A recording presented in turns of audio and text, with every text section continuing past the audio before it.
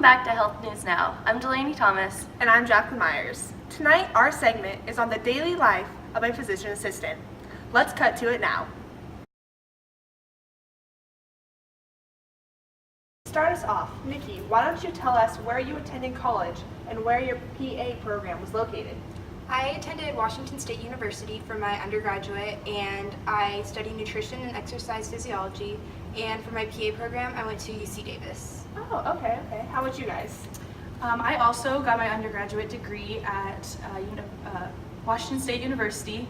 I got a degree in biology, and my PA program was located in the University of Utah, and it took me about 2 years to complete the PA program.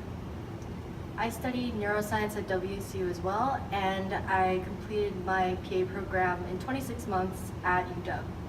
Awesome. Thank you for sharing that. So tell us, what were your favorite courses and which ones did you think were most beneficial to you now? Cardio rehabilitation was definitely my favorite undergraduate course, and I would say math was the most beneficial in preparing me for my PA program. I would say that anatomy was definitely my favorite class, and biology and chemistry definitely the most beneficial. And for me, abnormal psych was my favorite class, but in terms of the most beneficial, that would be physiology. So Bailey, because experience in the field is required in order to be admitted into PA school, about how many hours of field experience is required? Well, about 1,000 to 3,000 hours of paid experience is required before you can start applying to your physician assistant programs.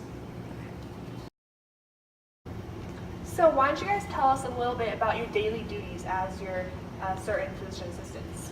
I perform examinations, order and analyze diagnostic tests, and do basic procedures, but I am supervised by a physician. Okay. Bailey, what do you do? Well, as a pediatric PA, I work with children, and I diagnose and treat usually just children's illnesses. I interpret lab results, I write medical histories, and I take x-rays, do all kinds of things mainly just with children's illnesses. Okay, and what about you? As a psychiatric PA, I usually diagnose patients' mental health by interview, and then I make a behavioral diagnosis based on that. Okay, thank you. And Moira, how about you tell us, how much does a PA annually make? Usually a PA makes around 90 to 130,000. Nikki, why don't you tell us a little bit about the average work week of a PA?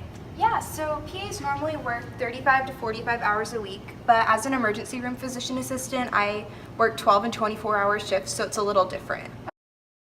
To wrap things up, tell us where you're currently practicing and what's one piece of advice you would give someone who's considering becoming a PA? I am currently practicing in the emergency room at the UC Davis Medical Center.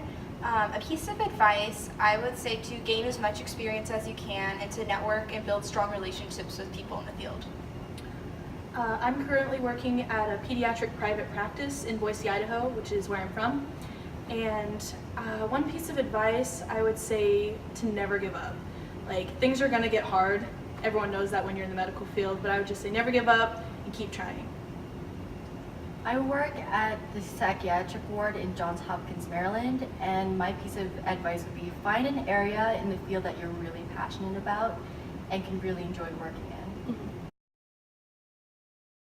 That was a really interesting segment. I really learned a lot about the life of a physician's assistant. I agree. We hope to see you next week in another segment of Health News Now.